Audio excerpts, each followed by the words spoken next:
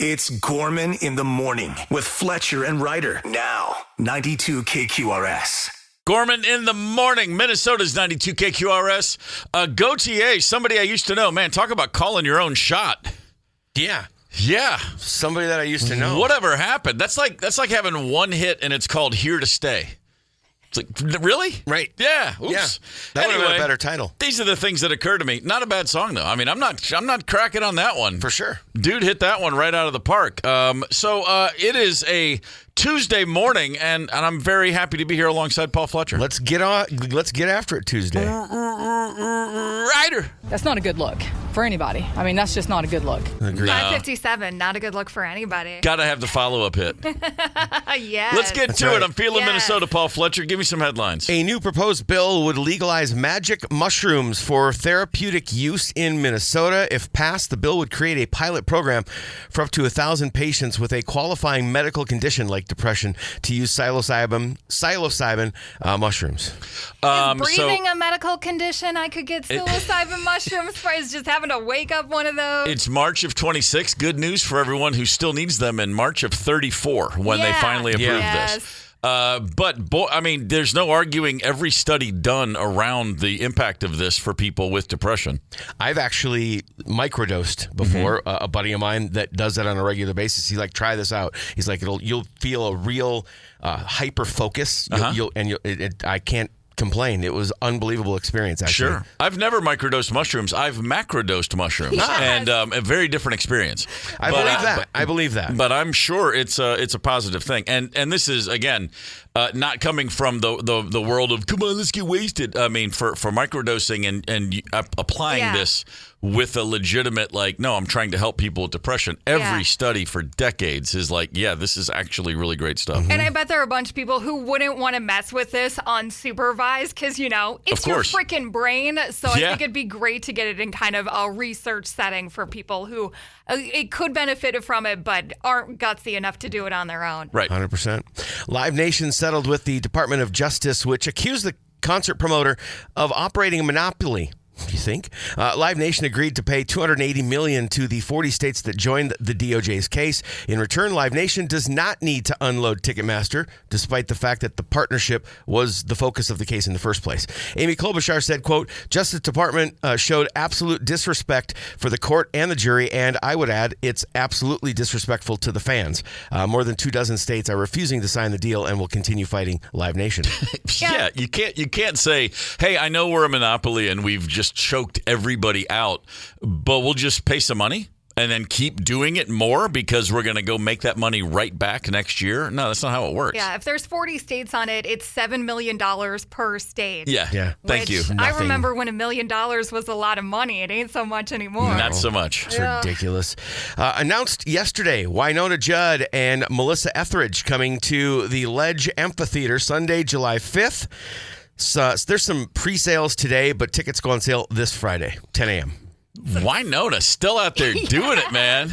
Yeah. And Melissa Etheridge, some cigarette mom rock time. Damn straight. Let's go. Great. I love her to death, except that, Chiefs obsession of hers, this Kansas City Chiefs thing she's always talking about. It's like, back down, all right? You had your time in the sun.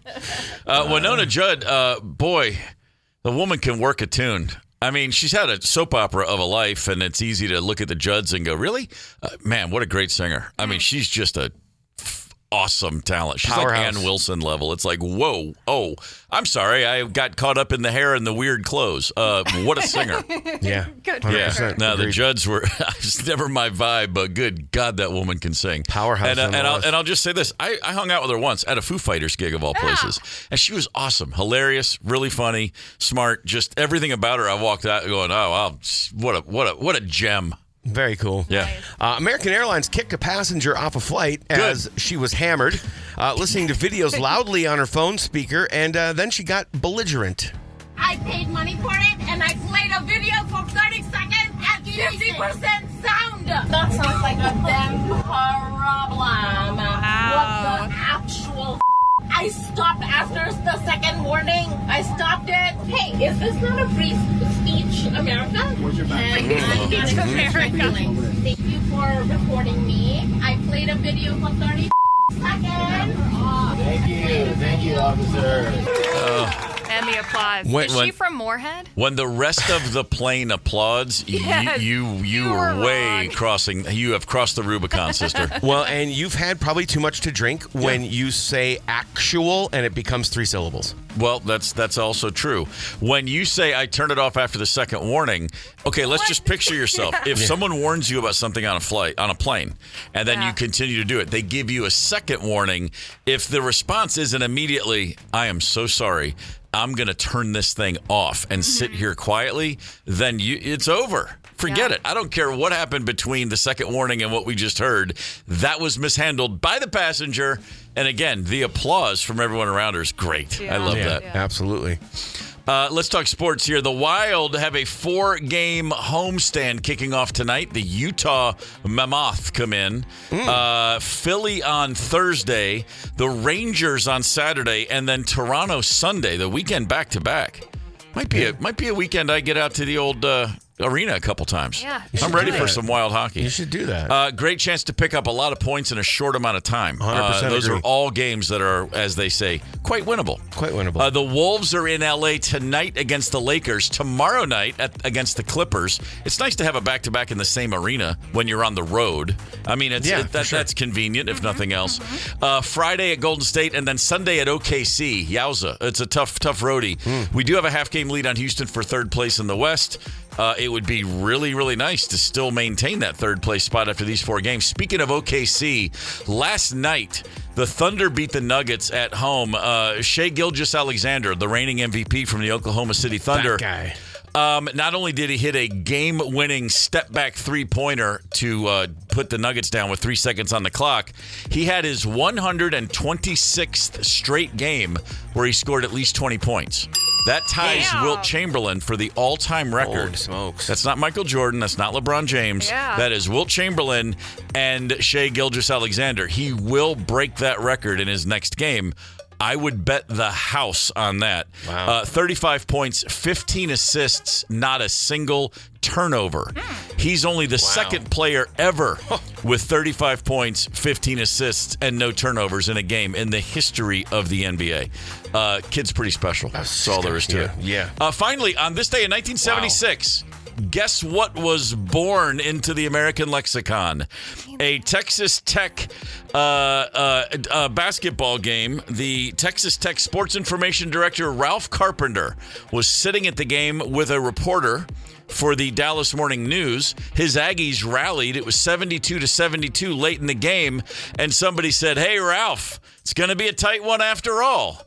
And Ralph Carpenter said, "Well, you know, the opera ain't over till the fat lady sings." Oh, wow. That's cool. On this day in 1976, Dick Motta, of the coach of the Washington Bullets, wore a T-shirt that said that a couple years later, and everyone gave him credit for he came up with the funniest thing ever. No, he was just wearing the shirt and used it himself. But it was a guy in Texas, of all things, who just threw it out there, and he happened to say it to a reporter who put it up in his summation of the game and now we all have a great little thing to say sometimes. I'm impressed that somebody from Texas knows that much about opera. But you know what? There used to be a time. Gosh, it was great.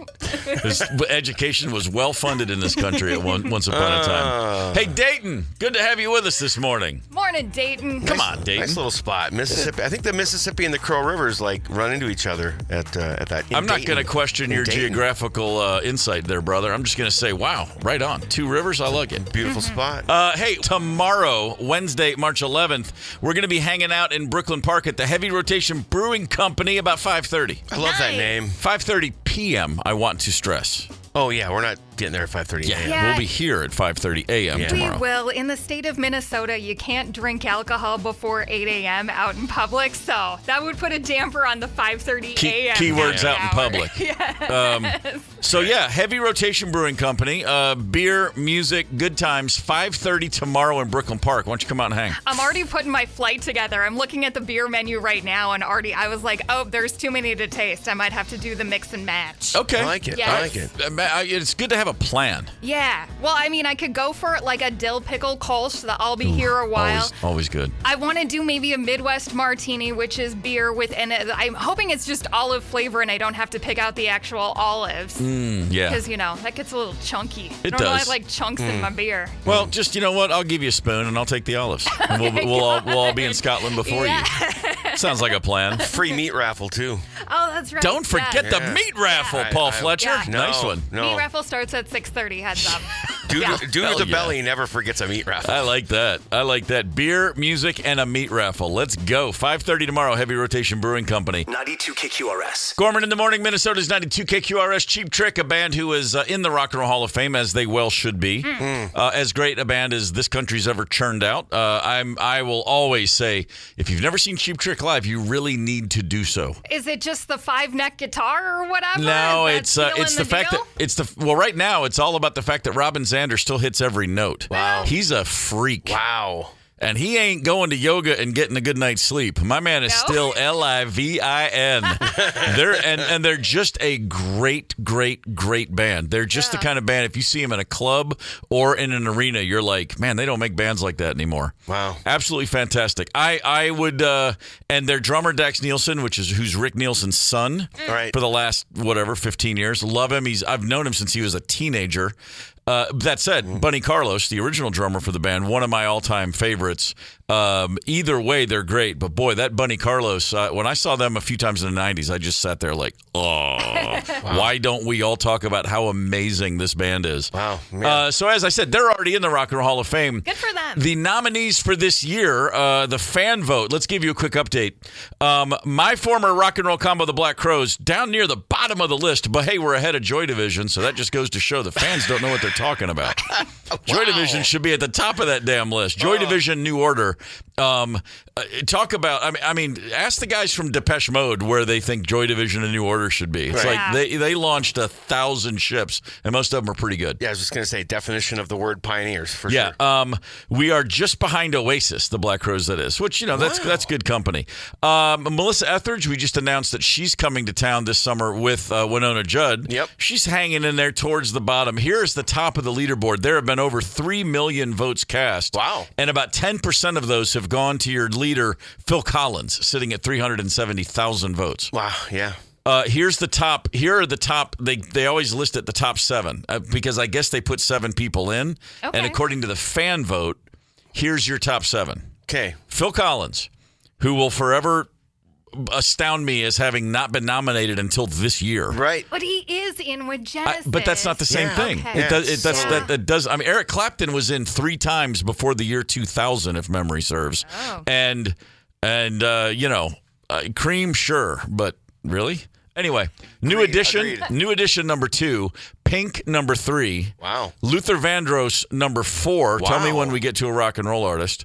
In Excess. There you have it. There it is. Then Billy Idol. Then Sade, or is it Sade? I hear it both. There's people throw the R in there sometimes.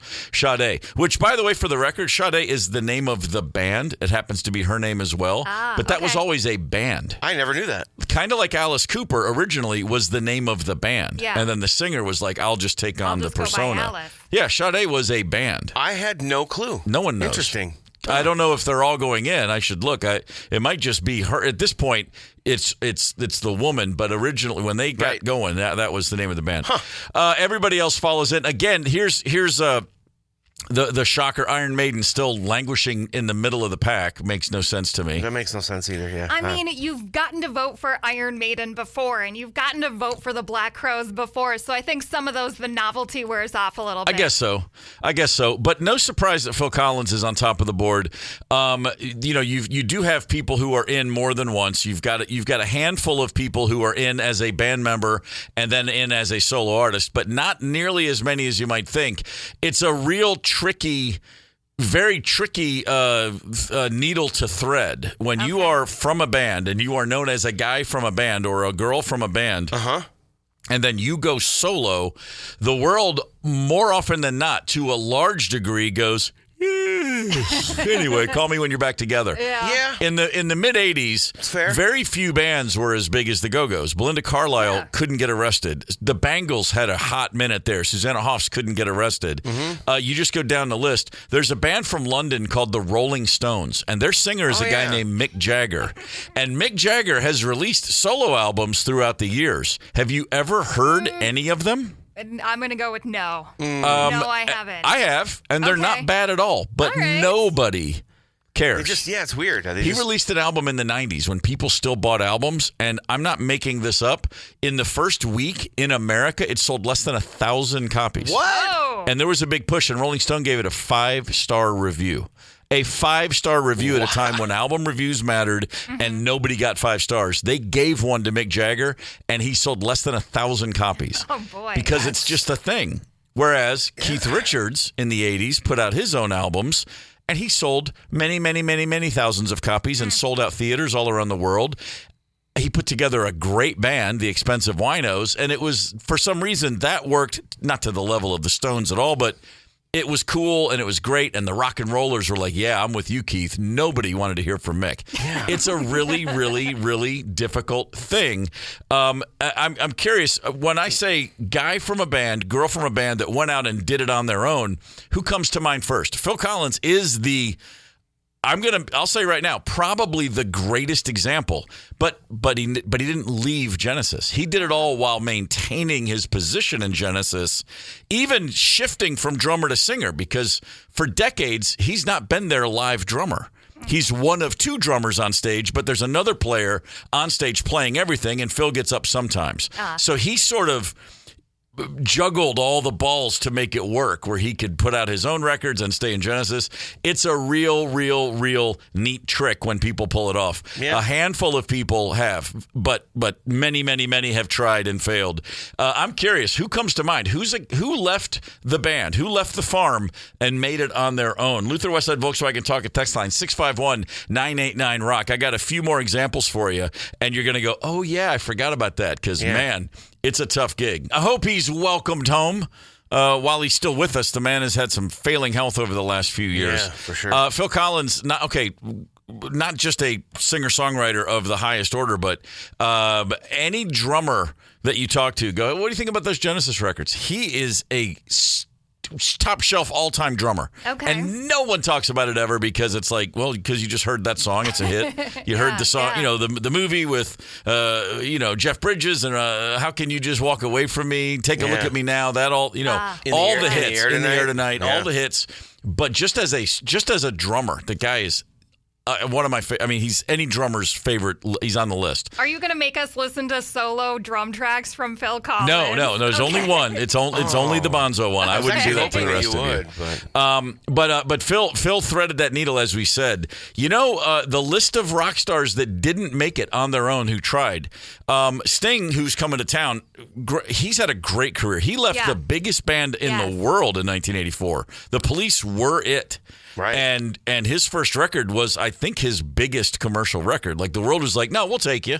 We'll take you on your own. That was a very, very rare trick he pulled off. Around that same time, the greatest frontman in rock music history, you could place a strong argument that it was Freddie Mercury. Absolutely. And in the 80s, Freddie Mercury put out a solo record that nobody gave one rat's six about. Nope. Really? He's like, I'm just gonna do my own thing, and it was kind of it was dance music, it was disco, it was up tempo. No one wanted Freddie without Queen. Yeah, I guess you need an astrophysicist to make that work. You know what? It doesn't hurt. Yeah. It certainly doesn't hurt. Oh, by the way, Sting, for the record, nominated for the Rock and Roll Hall of Fame as a solo artist only once and did not get in. Ooh, he was nominated in 2015 and not again since. Wow, that's interesting. Yeah. You were mentioning his success. I looked at it. I was curious. His top solo album, Nothing Like the Sun, just over 18 million. Whose? Phil? Sting. No, Sting. Oh, Sting. Yeah. That's his biggest solo album? Yeah, that's what Google says. Wow, I would have thought it was that Blue Turtles, Dream of the Blue Turtles thing. Yeah. Wow. Well, then he's had even bigger. It's a surprise. Yeah. There's I mentioned Mick Jagger. Steven Tyler he kind of went country. Oddly enough, I don't think that was ever really going to happen. Really, a dude from Boston? Oh yeah. Okay. He put an album out called "We're All Somebody from Somewhere." This is 10 years ago, and he was in Nashville. I lived there at the time, and he was in town, and everybody was talking about, I saw Steven Tyler at Whole Foods. It's just like he was out and about a lot. Wow. All right. And he wasn't dressing down. Really? Yeah, he can hop on everything? stage 247 with what he's wearing, and he made a record with he made a Music Row country record, like a bunch of songwriters, all those guys, and and not surprisingly, people were like, huh. Yeah. Huh. That was pretty much the reaction. Yeah, I think that's fair. It's just a tough thing, and I think it speaks to how much we love bands without really consciously thinking about it. I mean, I really do have a thing that bands are sacred. They're very special. They mean so much to us. When you're growing up, when you're getting into rock music and you take on a band, I think they become a proxy for you and your friends. It's your gang. It's your team. It's like, man, I want these guys. Well, and I don't think I'm that unusual. When I was a fan of a band, if I heard a member changed, it would bum me out. Yeah. 100%. You don't know any of the backstory. You don't know if this guy's completely insane or if he left on his own accord, but it would always be like, oh, man. Yes. And then I'll check it out. But there's just something inherent about a band that we just love the idea of those people being together and staying together. And when bands make lineup changes, more often than not, if they're honest about it, they can tell it causes rifts in their fan base. People don't come back. You get that right combination of people together, and it can literally create magic. It's alchemy. It's that old cliche of the sum is greater than the parts. And I think, especially in the case of Freddie Mercury, like those guys, that music and those harmonies. Yep. That's magic. And there's just no way that Freddie can go do that on his own as great as he was. I don't know that most of these artists. I'm sure Freddie wasn't like, I hate Queen. It wasn't even about that. It's just I want to do this thing. They're not into it. Yeah. Go for it. The idea that you're going to ever eclipse or even come close to the band that bore you to the world, that brought you to the world.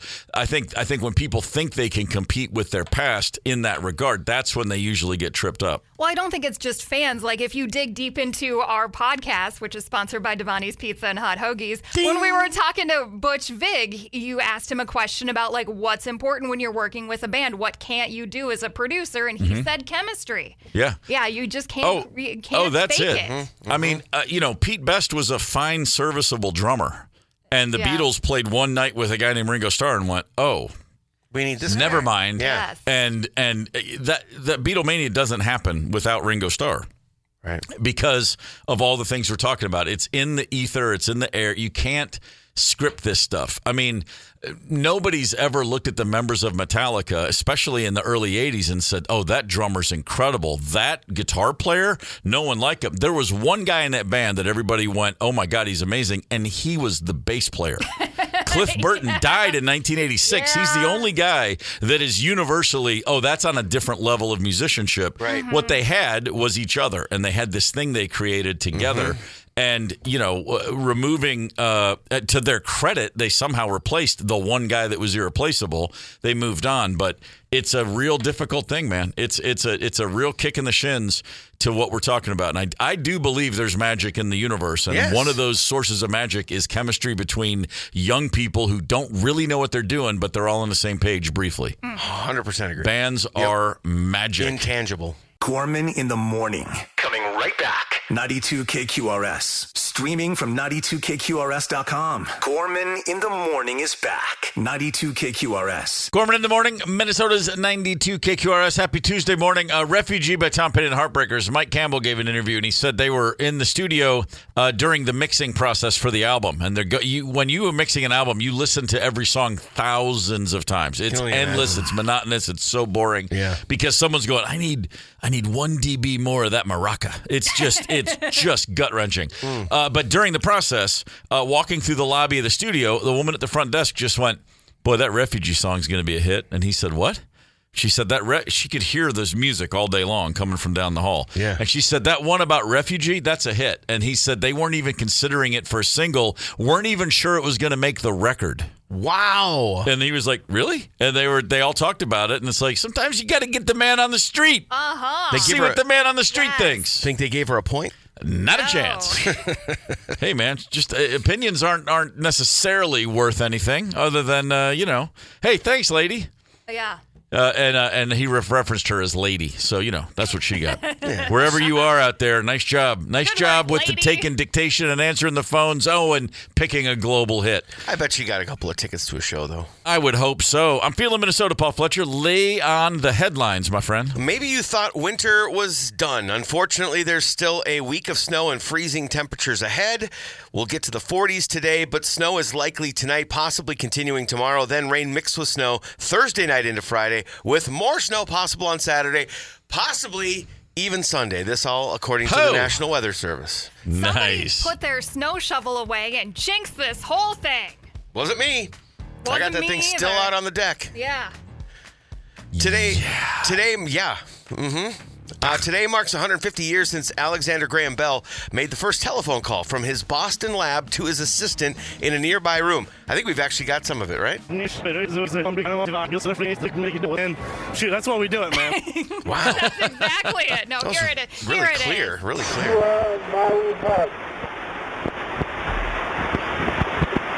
Stuff on the phone. Yeah, so it wasn't far off. Wow. Shoot, that's why we do it, man. That's why we do it, man. What was that for? What did he say on I the don't phone? even know. I don't know. No, I mean, what did Alexander Graham Bell actually say that very first time? I don't know. That was it right there. Wasn't it something along the lines of Wilbur come into the room? It was. Yeah, I think it was. Like I think it was "Come here, I need you," or it was something like that. Which sounds like he already knew phones were going to be used for sex eventually. The breakthrough came just days after he received a patent for telephone technology. Check this out. His successful prototype used acidified water to convert acoustic oscillations created by the human voice into electrical voice mimicking oscillations that could travel to a receiver. Crazy. Make no mistake, people have been smart for a really long time, and we are on the back end of smart history. It's all going downhill, baby. Shoot, that's why we do it, man. That's why we do it, man. Absolutely. Dave Grohl recently expressed his admiration for the song Losing My Religion by R.E.M. He had a whole lot of positive things to say. He said, I wish I wrote that song. It's the song that he was asked, and that's what he answered with. He said, it's a perfect song, perfect arrangement, perfect production, perfect performance. It's one of those songs that just never goes away. He's right about that never goes away part. Never goes away and doesn't have a chorus. He left that part out. That's a great example of a band or an artist just doing something, and I don't know what is this. The guys in the band talk about it. They were like, yeah, it's kind of cool. The last thing they ever thought was that's a single, that it's a hit, that it's anything. It was just a piece of music they all agreed was new for them and interesting, and they really liked it. And sometimes when you just trust your own gut after you've been doing something a while, good things happen. Yeah. Absolutely. A woman in Cincinnati was being repeatedly terrorized by a burglar daily. This is Alexis talking about the situation. They were too loud to be mice, almost like it's as if it's dragging things up there. It is a raccoon prowling my home. This is where the animal comes and goes. Through my kitchen cabinet, where I serve food to my young children, bringing trash in from other homes, dirty diapers. The raccoon defecates in the home. Ugh. It's like she's mad the animal's acting like an animal. Though. Right, yeah. Why don't you do something about it, Thumbs? Hey, Thumbs. Man, that's tough. It's supposed to be smarter than the animals. Never had raccoons. I mean, they're problematic. They don't mess around. No shortage of mice and like normal things sometimes. The occasional bird fly in the house over the years. We've dealt with ants before, and they're a pain in the ass. We never had ants. We did have bees. We did have a whole bee thing once that was kind of traumatic. But you cannot mess around with that sort of stuff. No. I had a skunk in the crawl space once. That was also no fun whatsoever. Not fun. But here's great. Hey, heads up. If you decide one day, you know what? I think I'm going to move to Los Angeles. Here's what they don't tell you. There's skunks everywhere. Oh, no. Did you know that? No. Because they're everywhere and no one talks about it. Everywhere. We lived there for less than 3 years, and we had like 4 skunk incidents. There's you smell skunks in the valley every day of your life. It's like, one went off a mile away, one went off 9 miles away. What do you define as a skunk incident? Is it just you smell the spray, or did it get on any of the dogs? Clementine took a shot right to the face. Oh, no. And by the way, it looks like mustard. It's not gas. It's gas and a little dust, little ooging, little liquidy sort of stuff. Yeah, right. She thought it was a cat, and I said, "Yeah, there's that cat that's always in the backyard. Go ahead and chase it over the fence like you do every other day." Right. And then as she approached the cat on a moonlit night, I could see the shadow of the cat against the garage door, and I recognized it's not running; it's just sort of prancing, and its tail is going up, and I went, "No!" And it was too late. So how do you deal with a skunk shot to the face? Well, there's a lot of bathing, a lot of washing, and a year later, on a hot day, you could still smell it on her nose. Serious? Oh, it never went away. That poor animal spent the last 2 years of her life smelling vaguely like skunk. Never got it off the snout or her big face. Awful. It's just, and it doesn't smell natural. When you're that close to a skunk spray, it smells like a chemical fire. It's like, a Goodyear plant is burning. That's what it's that hard. Yeah. Man, I've been near a skunk, but that was 30 feet away from a skunk, and that's a whole nother level of horror. Yeah, gross. Yeah, absolutely horrible. The Minnesota Wild have a 4-game homestand tonight, Utah. Philly on Thursday, Rangers on Saturday, Toronto on Sunday. That's 4 games between now and Monday where we can pick up a lot of points. Let's go, fellas. The Wolves are out west. Lakers tonight. Clippers tomorrow night. It's kind of nice when you get those 2 teams back-to-back on the road. Yeah. Friday, they're in Golden State. Not a great team, but they still have Steph Curry, so anything can happen. Sunday, they're at Oklahoma City. Still have a half-game lead on Houston for 3rd place in the West. Edina. What's up, Edina? Saw that the big fight with them in Moorhead during the That tournament. was, we didn't talk about that yesterday. Hey, guys, sorry you lost. Let's not go on the ice and start a Donnybrook. I was just going to say, I defend Edina. I like Edina hockey, unlike a lot of people. Quality organization. Unbelievable, actually. Yeah. That was 2 kids who couldn't handle the fact that they just lost the game. Sure. It wasn't even a fight. It was 2 kids acting like children. I mean, they are children, I guess, ultimately. Well, it's children with sticks on skates. It's just part of it, I guess. It's Gorman in the Morning with Fletcher and Ryder, 92 KQRS. Gorman in the Morning, Minnesota's 92 KQRS. What do people do that we sit there and silently judge them? And I mean silently. Like, you're not going to come out and say it. You should probably give a little grace, but you just can't. On the heels of Gold Dust Woman, we could talk about rampant cocaine use in the 70s. But I'm not going to judge Stevie Nicks. That's what people did back then. Them's were the days. I mean, that's what happens, But, there are things that we see all the time, and we find ourselves going, oh, get over it. Ryder, you just got that look. We're just coming off of winter. The one I very silently judge people for while walking around my neighborhood is people who don't fully clear the sidewalk. Like, when you're shoveling, it's got to be all the way clear, no giant icy patches, none of that crap. Sure. It is kind of annoying. You do wonder, like, what were you hoping to accomplish? You just wanted somebody with a limp to be able to make it through this little weird path you caught? Yeah. What's happening? Throw a little salt down, do the job correctly. I mean, you're actually supposed to, aren't you? I mean, isn't it? Yeah, at least in Minneapolis, the rule from the city is it needs to be cleared all the way across, all the way down to the pavement or cement or whatever the hell it is. Yeah. And I do mine, so I expect other people to do theirs. I'm still, I can't stand, and by the way, I blame the Bravo show, The Real Housewives of, because this is where it started. People who just use their speakerphone in public.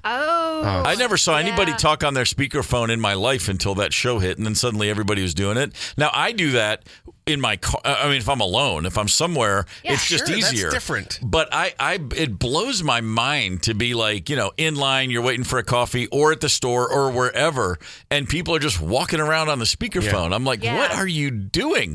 Where's the camera crew? I'll occasionally jump into those conversations because you're making it my business. Right. So, sure, I'll jump in if it's appropriate. I talk to people in movie theaters when they're talking. I'll turn around and go, I'm sorry, were you talking to me? I couldn't hear you. And they go, what? And my answer is always, well, if you're not talking to me, then why can I hear you? Right. Because I really hate people that talk in theaters. So I don't silently judge those people. I judge them out loud. Right. If I'm going with somebody to a movie and they start talking to me, I will get up and move to a different seat. Yeah, there you go. That they know, like, hey, it's movie time. It's not chit-chat time. That's how it should be. My silent judging is I'll judge people off of their children's behavior. Mm-hmm, sure. Okay, and sometimes things happen. Yeah. But you can tell when a kid has just been given all the leash in the world and has no discipline in their life, et cetera, et cetera. Well, I don't judge people who, if you got a crying baby and you're trying, I get it. Oh, things happen. I'm talking children. It's the effort. But I mean, even with kids, if you got a kid who's spinning out, if you're doing something, I'm okay with it because we've all been parents. You have days when you're like, it gets away from you because you just were so brain dead you forgot to pay attention to the signs, and then you're like, oh no, and you're behind the 8 ball. But it's the parents that just sit and just let it happen in public. I'm like, oh yeah, and I have to. I have to remind myself, no, I'm going to silently judge. I'm not going to say anything. Right. Because, boy, I want to chirp sometimes. Not having kids, I let that crap go because I'm like, man, kids are tough. I get it. Well, no, it's great. I wouldn't do it. Yeah. Once I had kids, I definitely... I'm immune to a crying baby. If it's not mine, I don't even hear it. I'm like, whatever. I don't have to deal with that. I'll just go to sleep here. A lot of times when it's a baby, like that's like top end of parenting, like the toughest toughest difficulty level. And so a lot of times when I hear a crying baby, prior to kids, I was always judging. And now since having kids, I'm more like, oh God, I really feel for that parent because they're going through it right now. The problem with me is I guess I'm old enough where I don't do a lot of silent judging. I actually chirp. Yeah. I'm just realizing I actually like, hey, knock it off. Yeah. Used to look down at somebody who wouldn't return the grocery cart, and now I just put the window down and call them a name. Right. I'm like, you're not limping nearly enough to make that okay. Yeah. Take that thing back. Hey, lazy sack. I have a real beef with the school bus not respecting the old stop around a school bus, slow down around a school bus. Yeah, that one I don't silently judge that one either. No. I'm out there. Yeah. This is one I've been accused of, and this is I've had people give me the evil eye when I see a funeral procession coming.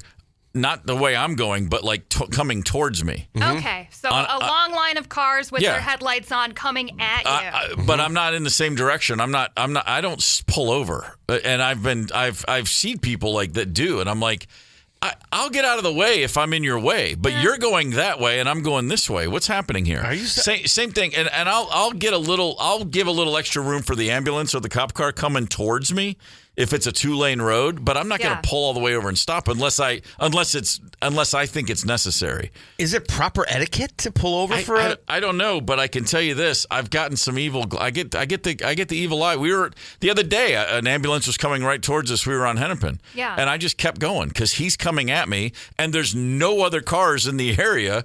And I kid you not, I looked over and there's like a guy on the sidewalk, and I thought, as I said, he's giving me the evil eye. And Rosemary's like, "You're paranoid." I'm like, "No, I'm telling you, that guy wanted me to pull over." I do think if there's sirens and lights, you are supposed to, no matter where you are. Right. But I looked it up. I was curious. Yes, it's considered proper, respectful etiquette to pull over and stop for a funeral procession.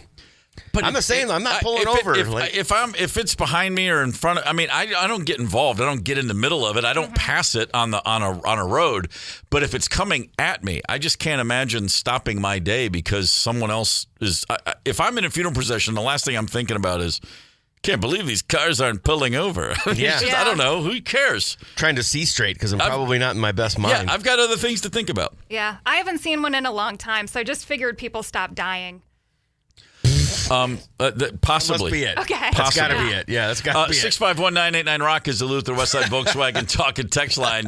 No shortage of people texting, yeah, you're supposed to pull over, including, let's see, a 65. I don't see a name, a number. People are screenshotting the law that says get the hell out of the way for somebody with a flashing light and a siren. My bad. I stand corrected. I think that the technical rule is, and I haven't been to driver's ed in a bit, but if you're on a divided highway, if there's a median in the middle, it's okay to keep going in the opposite direction. Got it. But if there's no division, like on Hennepin, either direction, you should be pulling over to the right. Yep. Got it. Yep.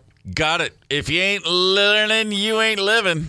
You're living. Text line 651-989-ROCK, the Luther Westside Volkswagen talk and text line. What do we got, Paul? Wally, to add on to Fletcher's point, the parents that let their kids wander or run at a restaurant. What the hell is with that? I couldn't agree more. Right. That's why they made iPads.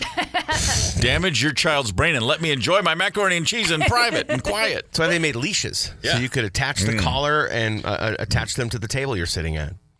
Tracy said people who still write checks and wait until everything is rung up before they even start writing it out drives me crazy. I silently judge those people. I don't say a word. I let it happen. But I'm amazed at how often it happens. And by the way, I don't mean like every month, but I would say at least twice a year I'm standing behind someone writing a check. And I'm like, wow, really? And it's my mom. Is it? Yeah. She's lovely. All right. Well, you know what? We got one from Mrs. Fletcher. Oh, what does she say? I judge people on their toes. If you're wearing something showing off your dogs, keep them maintained. Yeah, that's fair. Okay. I'm not afraid of a sandal. Yeah.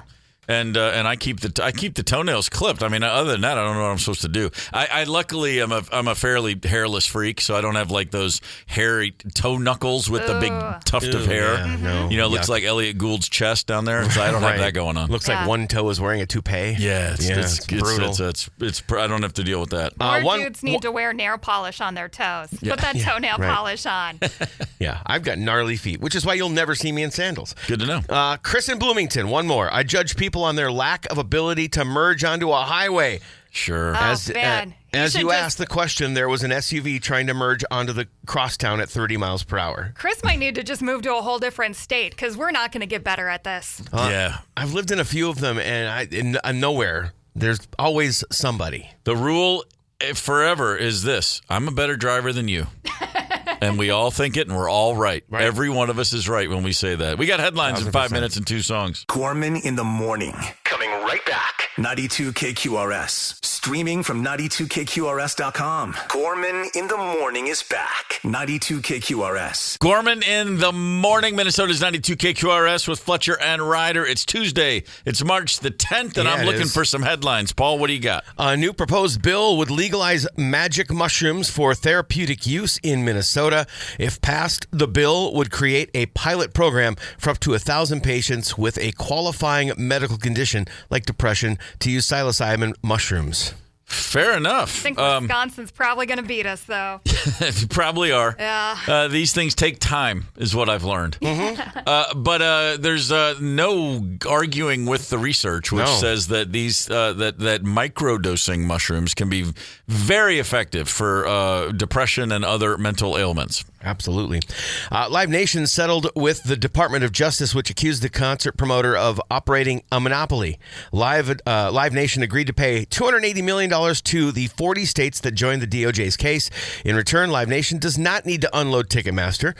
Amy Klobuchar says, quote, Justice Department showed absolute disrespect for the court and the jury, and I would add, it's absolutely disrespectful to the fans. More than 24 states are refusing to sign on the deal and will continue fighting Live Nation. Good.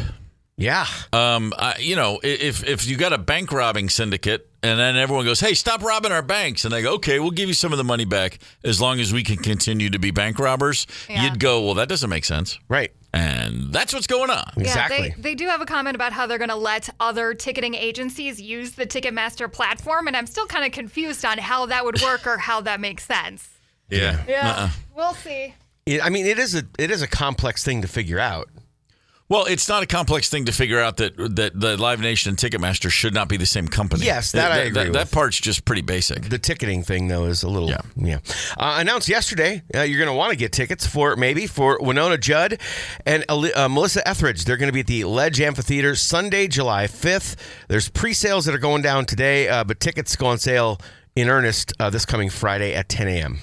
Just a haze of cigarette smoke when everyone's rocking out to their cigarette mom rock. That's what's going to be happening. And if I have it my way, some of those will be clove cigarettes. Oh, you like the cloves? Yeah. Just like I like the way they smell from a distance. Great. Yeah. From a distance. Yeah. From a distance. That's the key. I'm picking up on you. American Airlines kicked a passenger off a flight as she was hammered, listening to videos really loudly on her phone speaker, speaking of silently judging, and she even got belligerent. Check this out. I paid money for it, and I played a video for 30 seconds at 50% sound. That sounds like a damn problem. What the actual I stopped after the second warning. I stopped it. Oh. Hey, is this not a free speech, America? Can I not express my feelings? Thank you for recording me. I played a video for 30 seconds. Thank you, officer. There we go. The applause. Yeah. I played a video for 30 seconds. Cecily Strong's drunk girl you don't want to run into at a party is no screaming kidding. in my head right now. No kidding. Oh, and she talks 3 inches from your face too, right? I gotta wonder about the people who don't recognize the signs of I'm drinking too much. It's everyone, you get a few younger passes. This is not a teenager. This is not a college student. This is a woman in her 30s or 40s from the look of it. Yeah. And it's like at some point, I've been really drunk on planes more often than I'm proud of to say. But it never dawned on me that I wasn't really drunk. It didn't dawn on me that, I should probably just not talk about this stuff to anybody. If I have a problem with someone, the problem's going to be me. Come on. Yeah. But we live in a free speech America. Yeah. We do live in a free speech America. Or do we? I mean, because we're totally muzzling her. We also live in a consequences America. Yeah. That's what I'm saying. That's what it is. That's right. I just think that the rules are always different when you're on a tube at 30,000 feet. Yes. It's like, just here's the rules. Sit down and shut up. I've said for years, I want to start an airline where there's no carry-ons. Everything's checked. Sit down, put a seatbelt on, and shut up. You don't get to bring anything on. Just put your hands, cross your arms, and sit there like you're on a train going out west in 1894. What about a silent plane also? No checked bags and no talking. Straight jackets for That's what everybody. I'm saying. Just sit there and be amazed at the miracle that is flight. Mm-hmm. Instead of bitching about I got to wear headphones now. What's wrong with us? Plenty. Jeez, yeah, that's true. I'm the guy who occasionally I'll be like, I can't believe this ATM's not working. I'm supposed to get cash out of the magic machine. Yeah. The Utah Wild are kicking off a 4-game homestand tonight. Utah is coming to play Thursday night, the Philadelphia Flyers. Saturday, the New York Rangers. And then Sunday, the back-to-back, Toronto Maple Leafs. 4 wins, guys. Let's not dawdle. Let's get all 4. I mean, Utah's hot, and Utah's made some moves. But, yes, they're all winnable for sure. They're called they're all winnable. They're called the Mammoth. I mean, I questioned calling a team the Wild until I heard about the Mammoth. I was like, no, the Wild's pretty good. Well, they wanted the Utah Yeti, which would have been awesome. That would have worked. But the Yeti people said no. Yep.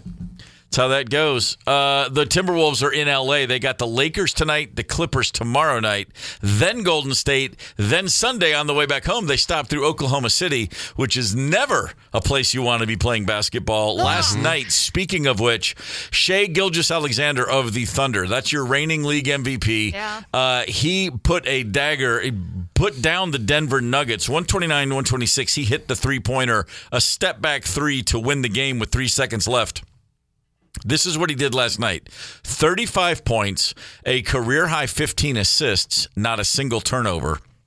That's happened one other time in NBA history. LeBron James in 2018 is the only other player to have at least 35 points, at least 15 assists, and no turnovers.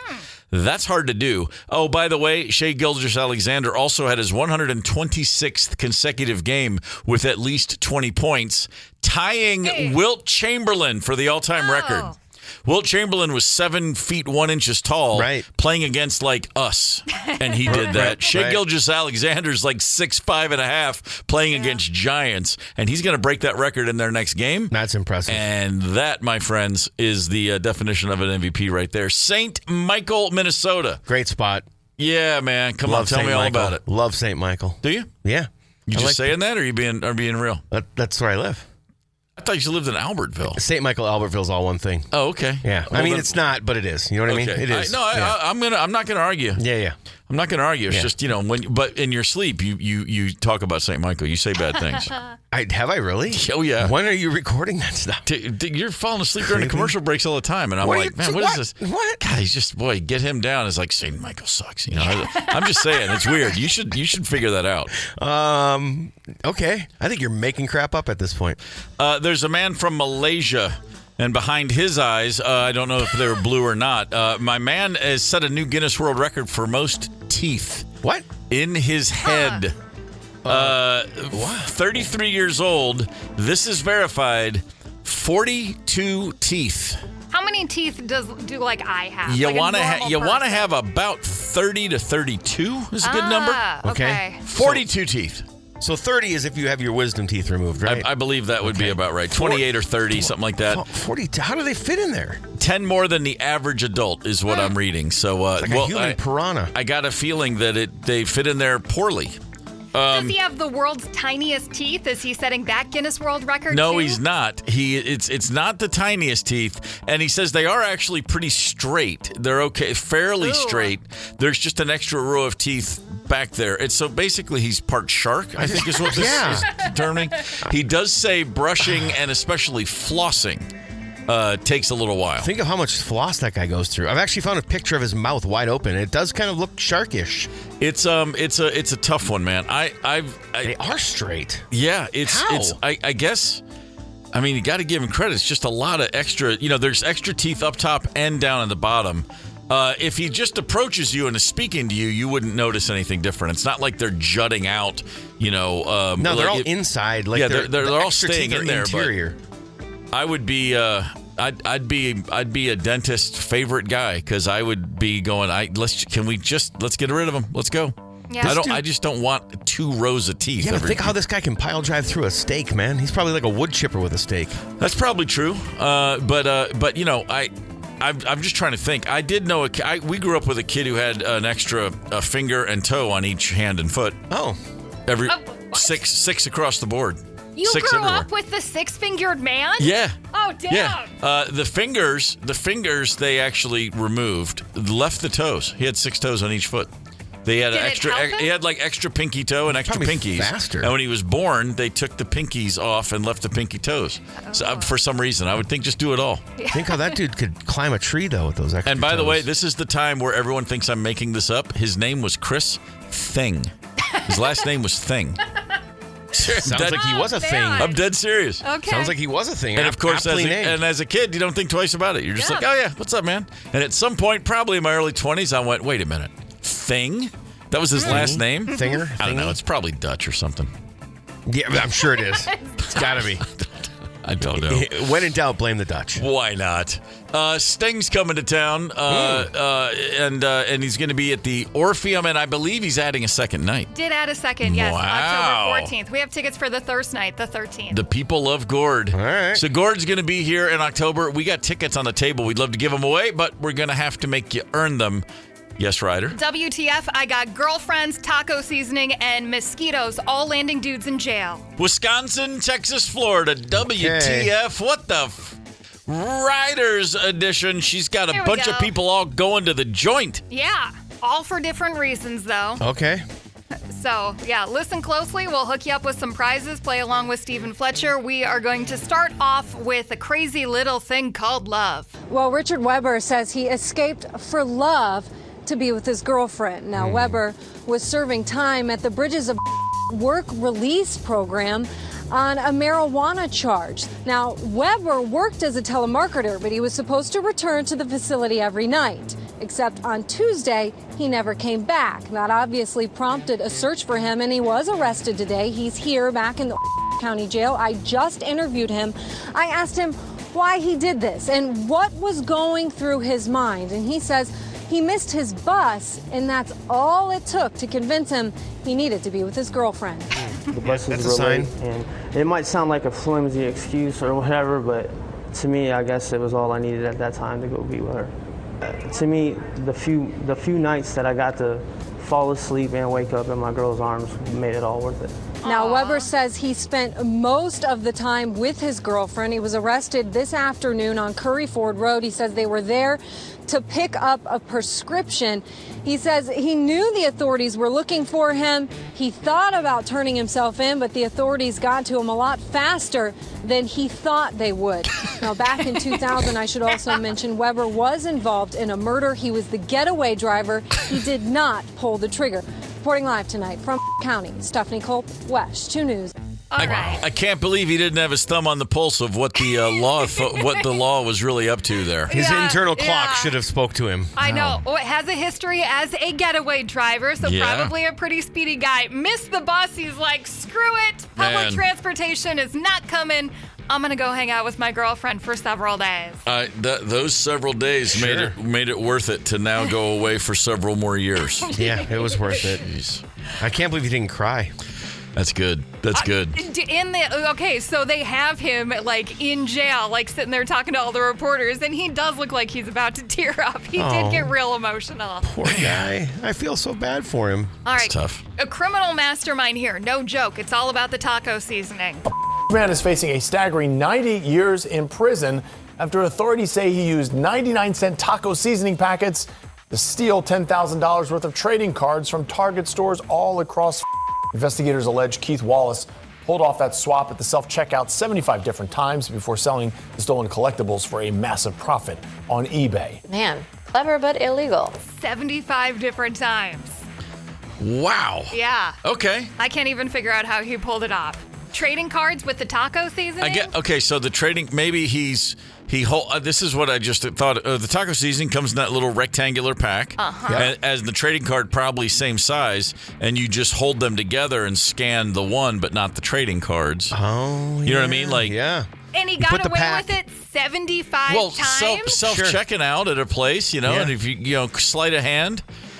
Now it dawned on me, all those card trick dudes in Vegas could probably really run roughshod over the self-checkout lanes. Yeah, if clever you do but it illegal. If you do it right, you slide the pack of cards between two packets for sure. Yeah, and I don't think that way because I used to steal stuff. Anyway, okay. Wow. Just saying, as a child, the 5-finger discount was something I experimented with. Oh, okay. As they say. Yeah. I was led into a life of crime by my older brothers. They meant well. They just didn't want me to be green. I'm glad that you found the righteous path. Oh, yeah. Oh, sure. All right, here we go. Criminal getting busted by no joke mosquitoes. Look, we all know mosquitoes are really annoying, and let me tell you, they're pretty bad here in County, so bad that a man fleeing police literally turned himself in because he couldn't stand the bugs. It started at this Piggly Wiggly in He took 3 bottles of Jägermeister. Surveillance video shows a man loading up his cart with hundreds of dollars worth of alcohol. There he is taking the Patron. Manager Kevin Harvey says he recognized the thief because it's the 4th time he's stolen from his store. Harvey ran out after him Tuesday. The thief and getaway driver John Wilson took off, sparking a 3-mile high-speed chase. Police Chief Thomas Dornbrook was behind them. And he continued straight, doing about 50 miles an hour in a 30 zone. During the chase, the thief tucked and rolled out the car. Wilson parked and ran into this cornfield. Police surrounded the area, but mosquitoes were on the prowl. As soon as the sheriff's deputy arrived, that's the first thing I asked for was if he could give me some spray because it was crazy. About an hour later, he put his hands up in the air and said he gave up. Wilson called it quits simply because he couldn't stand the swarming mosquitoes any longer. When we handcuffed him, he asked us to wipe his forehead off because he had about 15 or 20 mosquitoes on his forehead at that time. These flying bloodsuckers, normally frustrating, itchy, and annoyingly painful, ended up being a great crime-solving sidekick. I teased Sergeant Zitlow that he, along with 1 million mosquitoes, captured the guy. Wilson was charged with fleeing officers and retail theft. As for police, they say it's an arrest they won't forget. Reporting live in County, Stephanie Buffmonte, CBS 58 News. Wow. It's like Batman and all of his little Robins. Fair enough. Okay, that's 3 good ones, That's Ryder. a crazy story. Yeah. They show the in-store surveillance footage of the guy as he's got, a hand cart full of booze bottles, and he's doing like the speed walking to get close to the door, and as soon as he gets over the line, just books it out. There he goes. Nice. Yeah. Sure.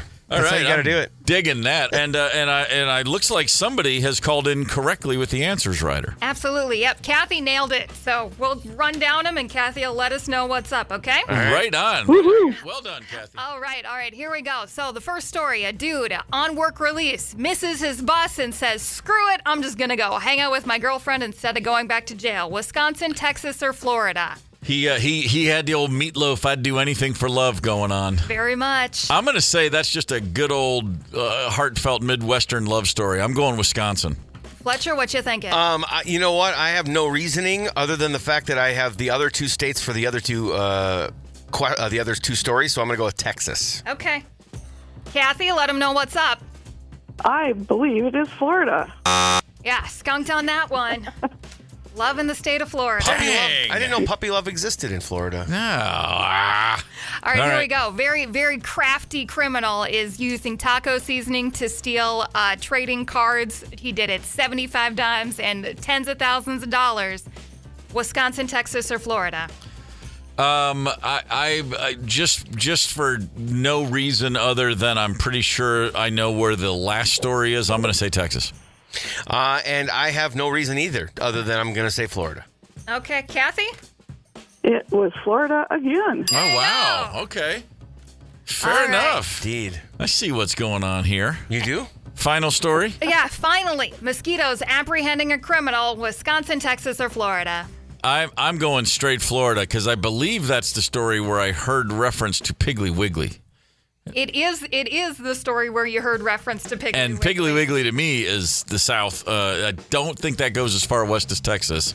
I would be stunned if there's one in Wisconsin. So for that alone, I'm going to say Florida. Fletcher? I sat and gave it thought. I have seen a Piggly Wiggly in Wisconsin. Really? And I was like, you know what? There's just it's mosquitoes. I'm not going to think about this too much. It's Wisconsin. Kathy? Very good. It is Wisconsin. Yes. I had no idea they were this far up. Yeah, go I've never over had to, it, but I've driven past one. I think it's Campbell Sport, Wisconsin. It's where you're going to find your Piggly Wiggly, Steve. Wow, you're not missing much. I mean, if you want a grocery experience that reminds you of mid-1970s, go for it. Whoa. Man, Kathy, nice job. You won the tickets. Awesome. Thank you. There are approximately 92 Piggly Wigglies in Wisconsin. I've never seen one. I'm just driving through when I'm going somewhere else for the most part. But I had no idea. Yeah.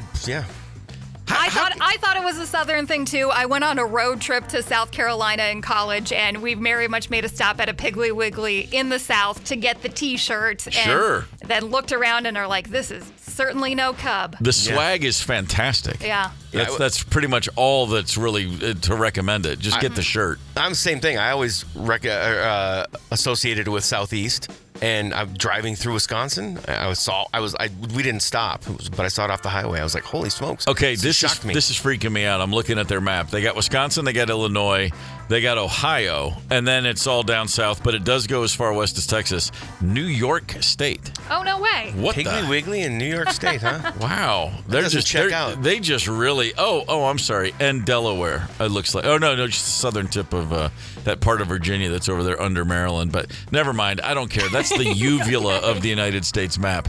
Let's get on to headlines. What? Give us 5 minutes and 2 songs. Gorman in the morning. Coming right back. 92 KQRS. Streaming from 92KQRS.com. Gorman in the morning is back. 92 KQRS. Gorman in the morning. Good Tuesday morning, March the 10th.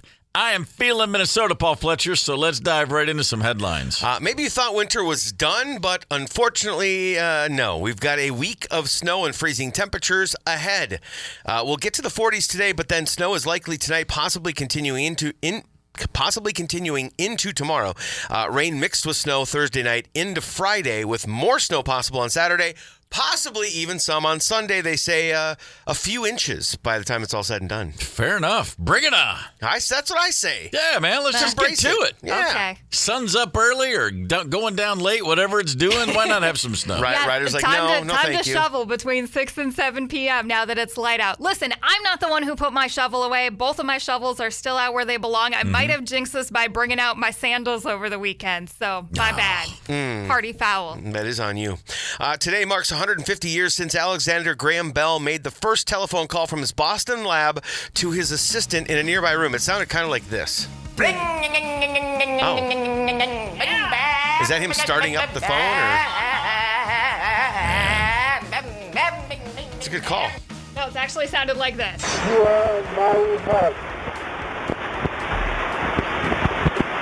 Alexander Graham I don't lacks in clarity a little bit. What? Okay, what is that you're playing? Are you trying to tell me that's honestly the first ever? That's audio of the call. Recorded on what? I was curious about that too. I don't know. I don't think they didn't have recording equipment in 1876, did they? Alexander Graham Maybe it's a dramatic recreation. I think it must be. I don't know. We'll get on the Google machine and see. His successful prototype used acidified water to convert acoustic oscillations created by the human voice into electrical voice mimicking oscillations that could travel to a receiver. It's kind of interesting. And it took till 1876? What's stupid people? They should have had that in the 1700s if all that mattered was oscillized water and fabricate. What? Yeah. God, that blows my mind how smart people were a long time ago. I grew up thinking, we used to be stupid. I know. And now I'm like, man, we're really stupid. We used to be smart. Yeah. Fletcher said acid water or something along those lines, and I'm like, maybe they were having a really good time. Yeah, no kidding. Acidified water, but it does sound like a good time. Okay. Sure. Dave Grohl recently expressed his admiration for the song Losing My Religion by R.E.M., stating, I wish I wrote that song. It's a perfect song. It's a perfect arrangement, perfect production, perfect performance. It's one of those songs that just never goes away. I remember very clearly hearing that song for the first time and thinking, that's what R.E.M.'s doing now, huh? Okay. The mandolin, it was, a mandolin on rock radio in 1991 was not an easy trick to pull off. Yeah. And then something about the song was kind of weird to me. I mean, I thought it was, I get it. I like the whole Losing My Religion. It's a colloquialism that you don't hear very often in rock lyrics. Right. Yeah. But I remember something about it was not bugging me, but it was just under the surface in my craw. And at some point somebody said, that song doesn't have a chorus. I went, that's what's weird about it. I was like, well, what is the chorus? What is the arrangement? Yeah. It just kind of goes, but it just goes to show certain things don't matter. You don't have to have the rules when it just feels good. If everything comes together. Yeah. Magic fairy dust. A woman in Cincinnati was being repeatedly terrorized by a burglar daily. This is Alexis talking about the situation. They were too loud to be mice, almost like it's as if it's dragging things up there. It is a raccoon prowling my home. This is where the animal comes and goes. Through my kitchen cabinet, where I serve food to my young children, bringing trash in from other homes, dirty diapers. The raccoon defecates in the home. Oh my God, the raccoon has no manners. Bringing in dirty diapers from other homes. That's a flex, boy. That's gross. That's why they made Brillo pads, to stuff them into holes in your cabinetry to keep animals out. Is that what they're for? That's what I was told. Oh, okay. If you know the in and out, if you know the place where the raccoon's entering, I mean, did you even try just to duct tape it shut? I mean, anything? No. The first thought is go to TikTok and talk about it. That's how you solve the problem. I mean, clearly she asked the raccoon to mind its manners, and he just didn't listen. That's a raccoon for you. Yeah. Yeah, they don't care. Trash all charm, no heart. Yeah. They don't care. Let's talk about the Minnesota Wild. They've got a 4-game homestand kicking off tonight. Utah comes to town, then Philly, then the New York Rangers, then the Maple Leafs on Sunday. This would be a great time to run off 4 straight. Sure, why not? The casino will be rocking, the Grand Casino Arena, I should say. The Wolves are out west. Lakers tonight, Clippers tomorrow night, Friday night Golden State, Sunday night Oklahoma City. would love to think we go 3-1 on this West Coast swing. That would be very, very, very wonderful, Timberwolves. Let's remember to get up and get our heads in the game before it starts. Sure. By the way, the boys' state tournament, which concluded on Saturday, if you were watching on TV as I was, you were like, man, how many people are in that joint? The Moorhead-Minnetonka AA final, 19,648. Yep. That is astonishing. Yeah. And that number was larger than all 11 NHL games played across the U.S. and Canada Saturday evening. I thought they could only fit 18,000 people in there. I guess they just squeezed a few extras for the high school games. Yeah, it's over 19,000 now. But so you're telling me that the attendance on Saturday night was bigger than the attendance at all the NHL games? Not a single NHL game had as many. Wow. Nashville at Buffalo had just over 19,000. But again, the high school, the final, the Moorhead-Minnetonka game, 19,648. That's crazy. That's a lot of people enjoying some high school hockey. Yeah. That's amazing. Well done. Man, wow. Here's today's last word. Okay, yesterday you guys told me all about our old buddy Arnie Cooper, as I call him. Arnie Carlson. Darn Arnie. And I said, Arnie Cooper. I said, I got a little bit of research to do on this guy. What a fascinating story. And I'm going to give Arnie the last word today. Nice. Because I like this quote. I was brought up to believe that your right to punch ends where my nose begins. Oh, I do vaguely remember And I this. still believe in that. Yes. That works for me. I dig it, Arnie. That's right good. on. Yeah. Man, I wish I could go back and write in his name, too. He was a memorable dude, man. I wasn't paying attention to politics at all, and his name was all over. Sure. It was all over my world back then. Sure it was. Yeah, you can still write in Arnie. It just won't count for anything. That's, you know what, good you point. You are allowed to do it. That's right. Well, we got an election coming up November. Watch out. Don't give me a pen. Yeah. Hey, tomorrow on the show, Bailey Murphy's going to join us. She's part of Laugh Camp's Celtic Comedy Nights this Thursday and Friday. If you want to say Celtic, go for it. I just think about the soccer squad. Okay. Either way, they got a whole thing going on as it is St. Patty's week. Yeah, it's going to be stand-up, sketch, but it's all Irish on a Thursday and Friday night during the... By the way, what could go wrong? Nothing. Yes. So Bailey Murphy's in here with us tomorrow. Fletcher, what's coming up next? You know what? I'm going to go commercial-free, as I often do, but also I'm pretty loaded up on free stuff today. I've got a 4-pack of tickets to see the Wild this Thursday against the Flyers, and tickets to see Sting. Oh, boy. Yeah, they're spoiled the hell out of me. I don't know what's happening. Fair enough. I'm so excited, I haven't even looked at music yet. Beautiful. Well, then keep it right here on Minnesota's 92 KQRS. Gorman in the morning is also Gorman on the go. Get the 92 KQRS app and stream live or catch the Gorman in the morning podcast anytime. 92 KQRS.